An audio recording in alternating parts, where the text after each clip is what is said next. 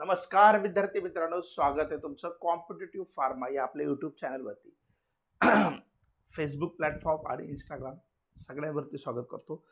लक्षात घ्या विद्यार्थी मित्रांनो, मेडिकल शॉपमध्ये एक्सपायर मेडिसिनचं रेकॉर्ड हे खूप महत्त्वाचा विषय आहे. की एक्सपायर मेडिसिन जसं तुम्ही बघितलं असेल, कालबाह्य औषध नोंदणी म्हणून एक्सपायर मेडिसिनचं रेकॉर्ड कसं ठेवायचं आहे, काय नियोजन करायचं आहे, ठीक आहे. त्याच्याबद्दल आपण या व्हिडिओमध्ये माहिती घेणार आहोत. ठीक आहे. तर नवीन असाल तर चॅनलला काय करायचं आहे, सबस्क्राईब करून घ्यायचं आहे आणि फॉलो करायचं आहे. लक्षात घ्या, central standard drug control organisation CDSCO, ठीक आहे, त्यांनी एक गायडन्स डॉक्युमेंट दिलेला आहे for the disposable of expire medicine and unused drugs.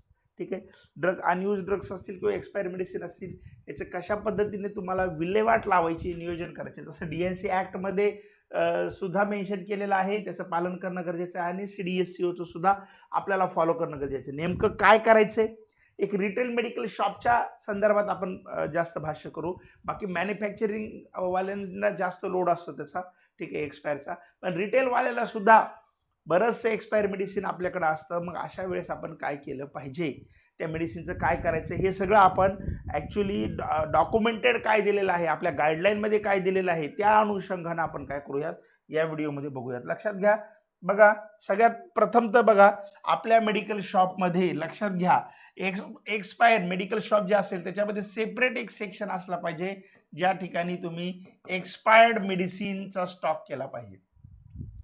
लक्षात घ्या, सेपरेट सेक्शन असला पाहिजे की ज्या ठिकाणी एक्सपायर मेडिसिन सगळ्यांपासून वेगळ्या केल्या पाहिजेत. ही पहिली स्टेप आपल्या मेडिकल शॉपमध्ये. दुसरी स्टेप अशी आहे की मेडिसिन एक्सपायर झाल्यापासून, ठीक आहे, मेडिसिन एक्सपायर झाल्यापासून 30 दिवसाच्या आतमध्ये, तुम्हाला माहिती आहे इथिकल्स मेडिसिन ज्या आहेत, ज्याला आपण स्टँडर्ड म्हणतो, ठीक आहे. ॲक्च्युली स्टँडर्ड, जेनरिक, इथिकल हा बराचसा कन्फ्युजिंग पार्ट आहे.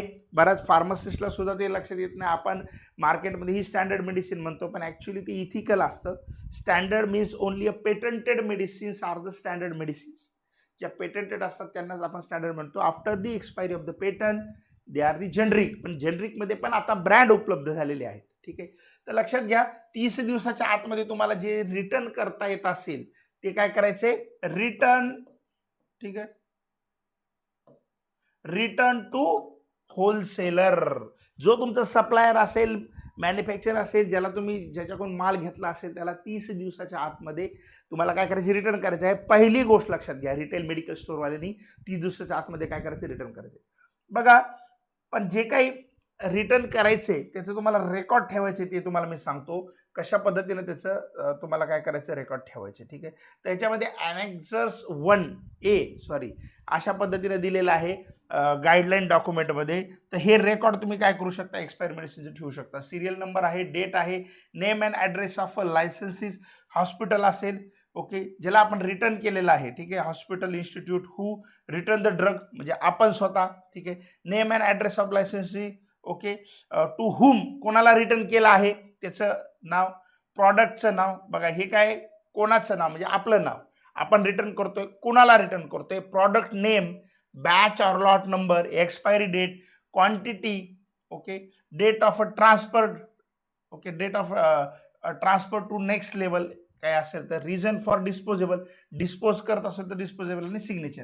हे अशा पद्धतीनं रेकॉर्ड रिटेलर, होलसेलर, हॉस्पिटल आणि गव्हर्नमेंट हॉस्पिटल जे असतील ते अशा पद्धतीने ह्या फॉर्मॅटमध्ये रेकॉर्ड ठेवू शकता, ठीक आहे. ह्या फॉर्मॅटमध्ये एक्सपायर झालेल्याचे रेकॉर्ड ठेवू शकता.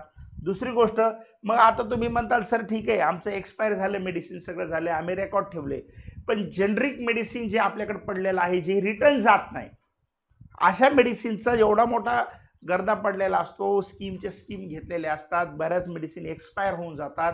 जेनरिकमध्ये खूप एक्सपायर होतो, तुम्हाला माहिती आहे. खूप मोठा बिगेस्ट इश्यू आहे आत्ताच्या सध्याच्या आपल्या सिस्टीममध्ये, ठीक आहे, की एक्सपायर मेडिसिन खूप प्रचंड प्रमाणामध्ये काय होतं, एक्सपायर होतं. आता एक्सपायर जे रिटर्न जात नाहीत त्याला काय करायचं, ठीक आहे. बघा, लक्षात घ्या, हॉस्पिटल्स असतील, ब्लड बँक्स असतील, त्याच्यानंतर तुमच्या लॅब्स असतील, मेडिकल शॉप्स असतील, याच्यातून बायोमेडिकल वेस्ट प्रचंड प्रमाणामध्ये बाहेर पडलं जातं. खरं तर त्याचं विलगीकरण व्यवस्थित आपण केलं पाहिजे. ते पण पुढं सांगणार आहे की कशा पद्धतीनं त्याचं सेपरेशन केलं पाहिजे. ठीक आहे. पण जास्त मेडिकलच्या बाबतीत आपण थोडंसं इथं डिस्कस करूया. तर बायोमेडिकल वेस्ट तुम्हाला माहिती आहे सगळ्या ठिकाणी पडतं. तर तसं तुम्ही तुमचं जे असोसिएशन असतं, ठीक आहे, बायोमेडिकल वेस्ट मॅनेजमेंट करणारी एक टीम असते, त्यांच्याकडे मंथली चार्ज देऊन तुम्ही ॲक्च्युली बायोमेडिकल वेस्ट त्यांना कलेक्ट करायला लावू शकता. फक्त तुम्हाला सेपरेट आउट करायचं आहे, ते येऊन कलेक्ट करतात. बाकी डिस्पोजल प्रोसिजर ते करतात. पण मेडिकल रिटेलवाल्यांसाठी असं आहे की त्यांच्याकडे कोणी येत नाही. टॅबलेट्स असतात भरपूर प्रमाणामध्ये, सिरप्स असतात. मग त्यांनी काय करायचं, कसं डिस्पोज करायचं, जनरिकचं रिटर्न होत नाही त्यांचा, त्या गोष्टीचं कसं करायचं बघा. तर त्याच्यामध्ये काही मेथड्स सिडिस्कोनं त्याच्या गाईडलाईनमध्ये दिल्या. त्याच्यामध्ये लँडफिल नावाची एक मेथड आहे, जी की अनयुज्ड किंवा एक्सपायर डिस्पोज कसं करायचं. तर लक्षात घ्या, एक साधारण 3 फीटापर्यंत काय करायचं आहे, म्हणजे या ठिकाणी 3 ते 4 फीट 5 फीट करू शकता तुम्ही. 3 फीटपर्यंत सांगितलेले काही ठिकाणी, ठीक आहे.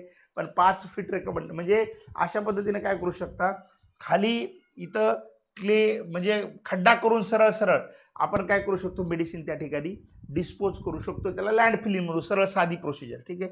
पण या ठिकाणी काय करता येईल आपल्याला, इकडे एक थोडंसं एक चिखलाचं कवर लावलेलं आहे म्हणा, आणि मध्ये मेडिसिन, आणि वरून पूर्ण 2-3 थर असे वेगवेगळे दिलेले आहेत, आणि आतमध्ये मेडिसिन आहे. आता तुम्ही म्हणताल ॲज स्ट्रीप टाकायच्या का, नाही. लक्षात घ्या, सॉलिड सेमी सॉलिड जे आहेत, सॉलिड किंवा सेमी सॉलिड, ते या पद्धतीनं आपण करू शकतो. थोडंसं गावाच्या बाहेर म्हणा त्या ठिकाणी लँड फिलिंग करू शकतो. पण त्याच्यात तुम्हाला प्लास्टिक सगळं रिमूव्ह करायचं आहे. आतमधलं जे कंटेंट आहे ते फक्त काय करायचं आहे, त्याच्यात टाकायचे, ठीक आहे. आतमधले जे टॅबलेट्स असतील किंवा काही सेमी सॉलिड असतील त्याचं आहे. पण प्लास्टिक ह्याच्यामध्ये करायचं नाही आहे. प्लास्टिक सेपरेट करायचे. ते तुम्ही तुमच्या नगरपालिका किंवा महानगरपालिका जे आहेत त्यांच्याकडे जे वेस्ट कलेक्शन होतं ते तिथं तुम्ही देऊ शकता, ते प्लास्टिक, ठीक आहे. ते तिथं सेपरेट होऊन त्यांची जी प्रोसेस आहे त्याच्यानुसार ते इन्सिरेशन करतील, त्याला जाळतील, किंवा खूप हाय टेम्परेचरवरती त्याचं इन्सिरेशन करू शकतात, किंवा ते त्याला रिसायकल पण करतील त्या प्लास्टिकला, ठीक आहे. पण आपण काय करू शकतो की एक मोठा खड्डा करून त्या ठिकाणी काय करू शकतो, व्यवस्थितरित्या लँड फिलिंग करू शकतो, ठीक आहे. फक्त प्लास्टिक रिमूव्ह करायचं आहे. दुसरं आहे बघा, आपल्याकडे काही जर वेस्ट इमोबिलायझेशन असेल, आता शक्यतो काही रेडिओ ॲक्टिव्ह सबस्टन्सेस आहेत किंवा काही अँटी कॅन्सर मेडिसिन आहेत, त्या अँटी कॅन्सर मेडिसिन त्याच्यात टाकायच्या नाही आहेत लँडमध्ये, लक्षात घ्या. ते परत काय होऊ शकतं, वॉटरमधून, वॉटरच्या थ्रू, ओके, त्याचं ते म्हणजे त्या ठिकाणी त्याचं जमा होऊन ते वॉटरच्या थ्रू पण येण्याची दाट शक्यता असते. आजूबाजूला वॉटर सोर्स कुठं नसला पाहिजे, ही पण काळजी घ्यायची लँड फिलिंगला. मग काय करू शकतो आपण, तर या असं एनकॅप्सुलेशन करू शकतो. अँटी कॅन्सर काही ड्रग्स असतील, अँटी निओप्लास्टिक, म्हणजे सिमेंटचं हे करायचं, आणि आतमध्ये काय करायचं आपलं ठेवायचं, सिमेंटनं पूर्ण सगळ्या बाजूनं पॅक करून टाकायचं त्याला, ठीक आहे. तर अशा पद्धतीने हे करू शकतो. दुसरं आहे त्याच्यामध्ये मेथड वेस्ट इमोबिलायझेशन अँड इन्सर्टायझेशन. आता ह्याच्यामध्ये काय केलं जातं बघा, लक्षात घ्या. ह्याच्यामध्ये तुमचं फार्मास्युटिकल जे प्रॉडक्ट तुम्हाला वेस्ट करायचे, ह्या मेथड कुठं कुठं वापरायचे ते सांगणार मी कशाला. फार्मास्युटिकल वेस्ट, सिमेंट, ह्या सगळ्यांचं एकत्रित मिक्सचर करायचं आहे, ठीक आहे. ओके, म्हणजे आपलं फार्मास्युटिकल मटेरियल असेल, सिमेंट असेल, वाळू, लँड वगैरे करून त्याचं काय करायचं, तुम्हाला गट्टू बनवायचे, किंवा ते तुम्ही यूज करू शकता. त्या वेस्टमध्ये ह्याला वापरता येईल, ठीक आहे. तिथं वेस्ट जिथं की इमोबिलायझेशन होत असतं, वेस्ट इकडं तिकडं जात नाही, आतमध्ये त्याच्या पूर्ण करून कॉन्क्रीटचं तयार करायचं, ठीक आहे. ह्या पद्धतीनं ते करू शकता. ही सेम मेथड आहे. त्याच्यानंतर सिवर नावाचं एक मेथड, म्हणजे काय करायचं, इथं सिरप वगैरे जे असतील, ठीक आहे, किंवा IV फ्लुइड्स असतील, तर ते काय करू शकता तुम्ही, डायल्यूट करू शकता वॉटरसोबत, आणि फ्लशमध्ये काय करू शकता, थोडी थोडी क्वांटिटी हे करू शकता. पण पब्लिक हेल्थ आहे आणि इन्व्हायरमेंटला त्याचा परिणाम होऊ शकतो, ठीक आहे. तर ही थोडीशी जपून करायचं. खूपच अँटी कॅन्सर किंवा अँटी निओप्लास्टिक असेल तर त्याचं करायचं नाही आहे. साधारण अँटी कोल्ड वगैरे असतील तर त्याला तुम्ही फ्लश करू शकता, वॉटरसोबत थोडंसं करू शकता. पण ते तुम्हाला थोडंसं जास्त प्रमाणात करायचं नाही, किंवा कॅन्सर वगैरे मेडिसिन रिलेटेड असेल तर करायचं नाही. ही एक मेथड आहे, ठीक आहे. बर्निंग करू शकता, ओपन ह्याच्यामध्ये बर्निंग, डिस्ट्रॉय करू शकता बर्निंगनं, लो टेम्परेचरमध्ये, ओपन कंटेनर्समध्ये. पण एखाद्या वेळेस जास्त टॉक्झिक जर मेडिसिन्स असतील तर काही पोल्युशन पण होऊ शकतं, किंवा टॉक्झिन्स पण रिलीज होऊ शकतात, त्यामुळे ते घ्यायचे. ह्याच्यामध्ये दुसरं एक आहे की पेपर वगैरे जर असतील तर त्याची बर्निंग करायची गरज नाही, ते रिसायकल होतात. पण प्लास्टिकचं बर्निंग होत नाही, ठीक आहे, किंवा पॉलिव्हिनिल क्लोराईडचं प्लास्टिक कंटेनर वगैरे असतात त्याला बर्न करायचं नाही, ते बर्निंग होणार नाही.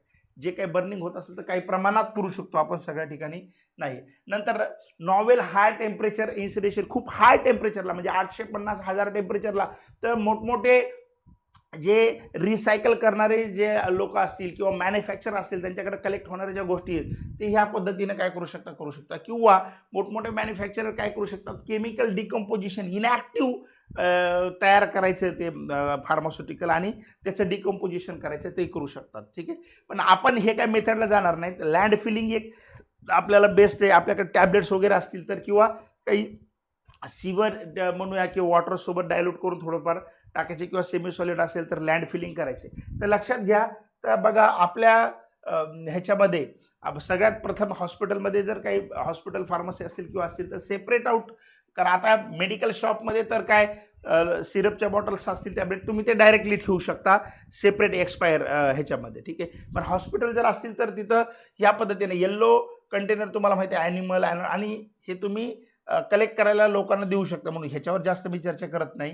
ठीक आहे, रिसायकल वेस्ट असेल तर ते ऑरेंजमध्ये करू शकता, ब्लेड्स वगैरे असतील तर व्हाईटमध्ये करू शकता, ब्रोकन ग्लासवर असेल तर ब्ल्यूमध्ये, आणि हे तुम्ही ते डिस्पोज करणारी जे मॅनेजमेंटची टीम असते ती प्रत्येक ठिकाणी ती येऊ शकते, पण मेडिकल शॉपमध्ये तसं नाही आहे. ठीक आहे, तर लक्षात घ्या, रिटेलरनं मग मेडिकल शॉपमध्ये काय करायचंय, 30 दिवसाच्या आतमध्ये काय करायचंय, रिटर्न करायचं आहे. आणि आता आपल्याकडं मेनली एक्सपायर काय काय असतात, टॅबलेट जास्त असतात, सिरपच्या बॉटल्स असतात. ठीक आहे, फक्त त्या अँटी कॅन्सर नसून त्याचं वेगळं मॅनेजमेंट करावं लागेल. टॅबलेट, सिरप, ठीक आहे, आणि ह्याचं सगळं आपल्याला काय करायचंय, टॅबलेट, सिरप जे आहेत ते आपण डायरेक्ट लँडमध्ये टाकू शकतो. ठीक आहे, लँड फिलिंग करू शकतो, पण लक्षात काय घ्यायचंय त्याचं, आपल्याला प्लास्टिक रिमूव्ह करायचं आहे. तुम्ही बघा हे डॉक्युमेंट दिलेलं आहे, ह्याच्यामध्ये स्पष्ट मेन्शन केलेलं आहे की कशा पद्धतीने आपल्याला करायचे. ठीक आहे, तर लँडमध्ये तुम्ही ते टाकू शकता, जमिनीमध्ये खड्डा करून 4-5 फूट खड्डा केला तर त्याच्यामध्ये टाकू शकता. इथं सगळं तुम्हाला दिलेलं आहे कशा पद्धतीने करायचे. तुम्ही काही गोष्टी लक्षात घ्या, सेमी सॉलिड असतील, पावडर वगैरे असतील तर काय करायचं, लँड फिलिंग करू शकतो. लँड फिलिंग सगळ्यात सोपं आहे आपल्याला. ठीक आहे, लँड फिलिंग कशी आहे, एक सोपी मेथड आहे. बाकी आपल्याला सिमेंट आणा आणि त्याच्यात करा, हे थोडं किचकट जाईल, पण अँटी कॅन्सर असतील तर आपल्याला त्याच पद्धतीने एनकॅप्सुलेशन करावं लागेल. ठीक आहे, काय रेडिओ ॲक्टिव्ह असेल तर करावं लागेल. आता तुमच्या मेडिकलमध्ये काय बघा, त्याच्यानुसार तुम्ही करू शकता, आणि ते करावं लागेल. कसं पण तुम्हाला फेकून देता येत नाही. लिक्विड्स असतील, ओके, बायोलॉजिकल वेस्ट सोडू ना, बायोलॉजिकल म्हणजे ब्लड वगैरे काही त्याचे जर असेल तर ती वेस्ट सोडून, किंवा बायोलॉजिकल असेल तर हाय टेम्परेचरद्वारे करू शकतो आपण, सॉरी सिव्हिअरने किंवा हाय टेम्परेचरनं करू शकतो. अँटी निओप्लास्टिक टाकायचे नाही ड्रेनेजमध्ये. ठीक आहे, तेवढं लक्षात ठेवा. ते PDF वाटलं तर तुम्हाला देतो. एक ओव्हरऑल तुमच्या लक्षात आलं असेल, लँड फिलिंग ही मोस्ट कॉमन मेथड आहे. ठीक आहे, ॲम्पुल्स असतील तर त्या क्रश करू शकतो, पण अँटी निओप्लास्टिक करायच्या नाही. ॲम्पुल्स वगैरे असतील तर क्रश करून डायल्यूट करून आपण फ्लशमध्ये त्या टाकू शकतो. ठीक आहे, नंतर एरोसोल असतील तर त्याचं पण लँड फिलिंग किंवा एनकॅप्सुलेशन करू शकतो. प्लास्टिक असेल तर त्याचं लँड फिलिंग करू शकतो. पेपर असतील तर रिसायकल होईल पेपर, किंवा बर्न करता येतील. अँटी इन्फेक्टिव्ह बघा, अँटी इन्फेक्टिव्ह ड्रग जे आहेत ॲक्च्युली त्याचं अँटीबायोटिक रेजिस्टन्स परत निर्माण होऊ नये म्हणून अँटी इन्फेक्टिव्ह ड्रग जे आहेत त्याला ट्रीटमेंट करूनच आपल्याला हे करायचे, किंवा एनकॅप्सुलेशन करायचे, त्याची लँड फिलिंग करायची नाही आहे. ठीक आहे, अँटी निओप्लास्टिक ड्रगला काय करायचं, मग रिटर्न करायचे. अँटी निओप्लास्टिक ड्रग काय करायचे, तर रिटर्न करायचे. मॅन्युफॅक्चरर असतील, ठीक आहे, तर त्यांना रिटर्न करायचे आहेत शक्यतो, कारण की ते त्याचं मोठ्या प्रमाणात करू शकतं. आपल्याकडे तेवढी सिस्टीम नसते रिटेलकडे, आपण काय करणार, तर त्यांना रिटर्न पण करू शकतो आपण ते. ठीक आहे, ते रिटर्न करायचाच प्रयत्न करायचा. तर ह्या सगळ्या काही जनरल मेथड्स आहेत. ठीक आहे, तर तुमच्या लक्षात आले असतील की कशा पद्धतीनं करायचं आहे. ठीक आहे, तर एक्सपायर मेडिसिनचं नियोजन कसं करायचं लक्षात आले, रेकॉर्ड ठेवा. ठीक आहे, 30 डेज मध्ये रिटर्न करायचे रिटर्न करा. बाकी जास्तीत जास्त लँड फिलिंग करा, प्लास्टिक सेपरेट करा, मेडिसिन तेवढं लँड फिलिंग करू शकता. ठीक आहे, व्हिडिओ जास्तीत जास्त लोकांना शेअर करा. फार्मासिस्ट बांधवांना कळालं पाहिजे एक्सपायर मेडिसिनचं मॅनेजमेंट रिटेल स्टोअरमध्ये कशा पद्धतीने करायचं. ठीक आहे, थँक्यू सो मच.